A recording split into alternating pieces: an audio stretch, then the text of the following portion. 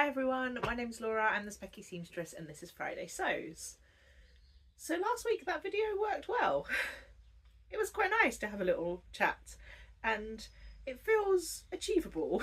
I have not yet managed to film any of the 4 vlogs about like deeper make type stuff that I plan to, but that's fine. We can have a chat every week and whenever I get a chance to film other things I can just roll with it. That's kind of how maternity leave sewing activity is going to happen, I think, which is fine. So I'm wearing the Tilly and the Buttons Joni dress today. I had a bit of a wobble with my wardrobe this morning. I've been feeling really good about my clothes and my style in this like postpartum period. So Ollie is 6.5 weeks old now and I've been feeling really like myself in a way that I definitely struggled with after James was born. But this morning I just had a total wobble. I think so. I'm pumping milk for Ollie and we feed him express milk, and I'm wearing I'm starting to use the wearable bra things.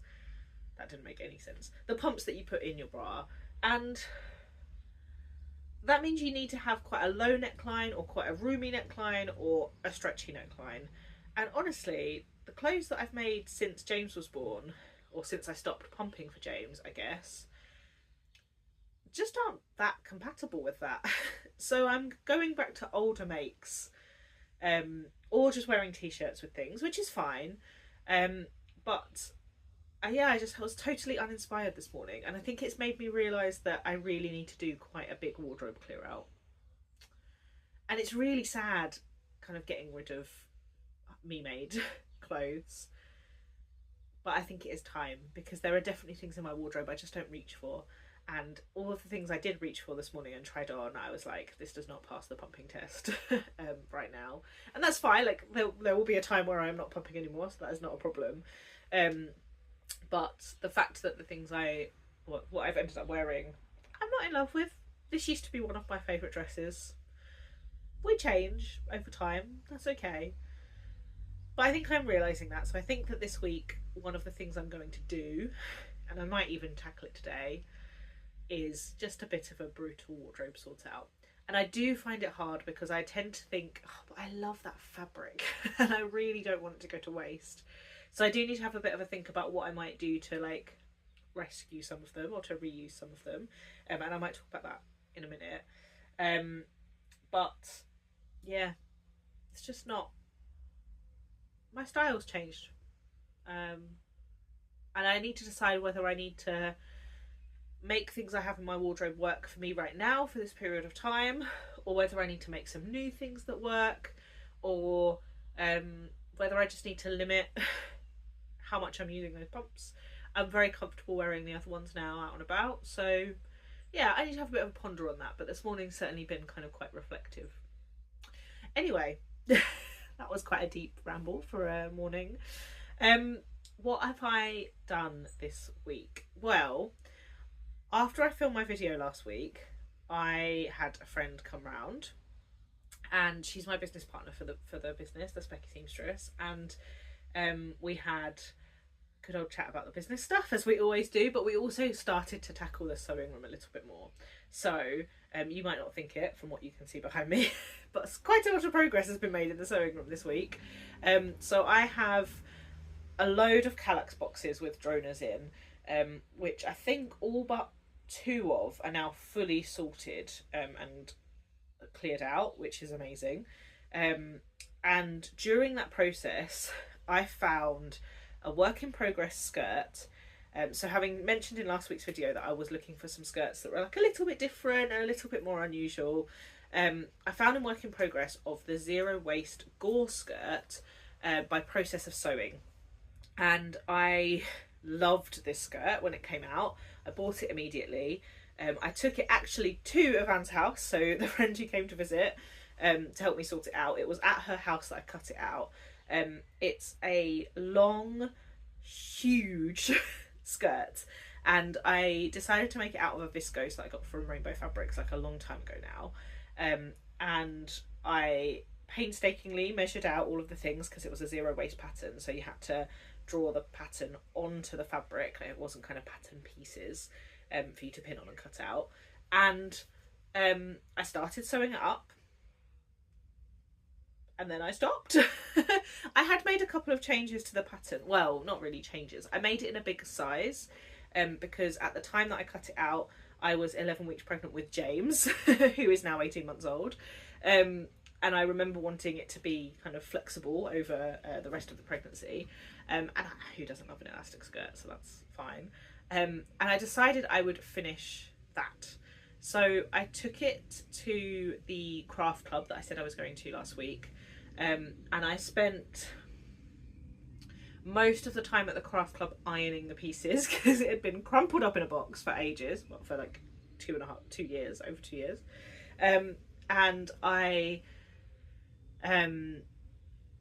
ironed all the pieces and tried to figure out what was going on. Now, I don't know whether I cut it out inaccurately or the viscose has kind of shifted or whatever over the time it's been crumpled in a box. But the pattern pieces were not quite matching up as well as they should. But I made it work. It was a very simple pattern to sew, actually. And I love it. It is amazing. The hemline is 7.5 meters long. How can you not feel amazing in a hemline that's 7.5 meters long? I made it up. I finished it. No, I didn't finish it at the craft club. I finished it the following day, I think, at home because it had kind of captured my imagination a bit. I put in pockets on both sides and whizzed up the rest of it. And I decided that I would use bias binding for the hemline, which, given that it was 7.5 meters long, might have been a bit insane. I'm going to talk a bit more about this make in another video, but I love it. The bias gives it just like a little bit of structure at the hem because it's a very, very floaty viscose, which means it like splays out beautifully when I'm walking, and it's just amazing. It's not that practical for carrying a toddler upstairs because it is very much a maxi skirt with a lot of volume, and I've taken to tying it up with a hairband at my front, or basically at my crotch, to make sure that I can walk up the stairs. Walking downstairs is fine, but it's amazing and I love it. So that's been my only, no, not my only sewing activity actually, because in the evening craft club that I went to last week, I made the 2 tops that I talked about for the boys for the funeral that we're going to in May. So I made a top for James and I made a romper for Ollie. So it's the Waves and Wild Dolman. Is it called the Explorer? No, that's the Raglan. The Dolman, Driftwood Dolman? The Dolman t-shirt by Waves and Wild, and then it's the Overrittles romper for Ollie. And I don't have a very good picture because the toddler doesn't stay still, but they fit, which is amazing. And yeah, they definitely like fit the bill for what we wanted. So that's been what I've sewn this week. What I haven't done is put the invisible zip in the jumpsuit that I was talking about last week for my outfit for the funeral. So that is probably going to be done today or tomorrow, to make sure I've got enough time so that if it all goes wrong, I've still got time to fix it, or do something new. But yeah, so that's been my main sewing stuff. I have spent a fair amount of time in the sewing room just sorting stuff out. I actually also sorted out all of these drawers behind me this week. They might not look that tidy, but I have, you know, a reasonably low threshold for how tidy I want it to be. But these drawers were totally out of hand, and I didn't know what fabric I had, and I had loads of fabric in other places because nothing fit in the drawers, and I've managed to sort it all out. All of my fabric, except for 2 pieces that are in front of me that I'm just going to talk about, and some like lining fabrics in a Kallax box, are now in these drawers or on this shelf, except for 2 Kallax boxes that I finally sorted out that I've wanted to do for ages. One is fabric for kids' clothes, because I'm only going to make kids' clothes when I'm like in the mood, so it's good to just have a box that I can rummage through rather than being distributed amongst the drawers. And one that is full of like things I would use for facings or linings, because I had quite a few like fat quarters and scraps and things in these drawers that just didn't need to be in here. This is now like my dressmaking length fabrics, which is what I'm going to use most of the time. So that's very pleasing, and my husband is very pleased because there are things out of the living room now that were in the living room. So that's good. I've also, while I was doing that, tried to match what pattern I might want to use, if I knew. I didn't have to do it, to just give me a little bit of freedom with that as well. And I've also sorted out a box which has projects in it that I can take to craft socials, because honestly, I don't know if you guys are the same, but when I'm going to like a sewing day or a craft club thing, it fills me with anxiety thinking about what I'm going to make. So I thought it would be good to just have a few projects that were kind of ready to go, and I might like refresh that every so often so that I know that I'm kind of excited by what's in there. But it just means that I know that I've got stuff that's quite easy to grab and start and chat while I'm doing. So that's good. Well, that was a very long what have I been doing this week. What have I been buying? Well, not necessarily buying. So I have 2 more fabrics to show you, which I know is crazy because I said last week that I had way too much fabric and, you know, all of that. But I have recently joined the Koala Kreations brand ambassador group, and I was sent this 2-meter piece of Nerida Hansen cotton poplin from their new collection to use as a my first kind of post for them.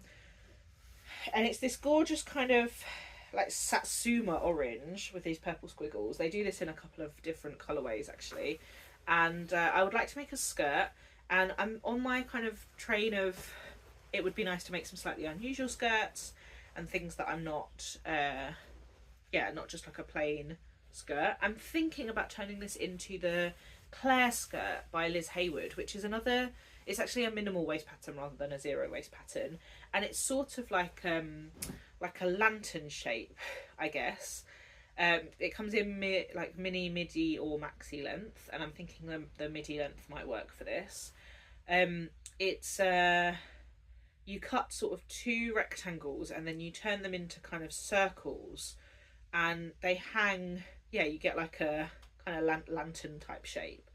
And I was not sure whether the squiggles would work with the seam. A lot of the samples are sewn in very like plain fabrics, so it's hard to see how a pattern would work. But I made a paper version, obviously, to see, and I think it will work. I'm not sure whether I should make the skirt in a different fabric first, just to check that I like it. I'd like your opinions on whether you think the style would suit me or suit that fabric. But it's quite like a bold print, so I think quite a kind of bold arty type skirt might work really well for it. So yes, that arrived as like a gifted fabric from Koala Kreations, and then I bought this from Koala Kreations as well. This is a viscose, and I've just never seen anything like it. Like, it's fish, but it's not really novelty fish. It's bigger scale than I thought it was going to be, but I think I'm going to make myself just a really nice simple dress, because it would be the sort of dress that I would wear quite happily to work. I think it would be quite work appropriate but still kind of me. So I'm thinking that's what I'm going to do with that. I might just make I might make a Koala Crafts honeycomb. I always say coconut when I mean honeycomb, because I think it would just be one that I pick up quite regularly. It'll be really comfy. So those are the 2 fabrics that arrived. After I stop filming, I'm going to put them straight in the drawers so that they're ready to go. And in fact, I might actually hang up the Nerida Hansen one, because I've got some I don't think you can see, but I've got some hangers here, which I intend to put fabrics that are like next to sew, so that they're out and ready, and I can come into this room and just like pick up off the hanger and go, which I'm quite excited by.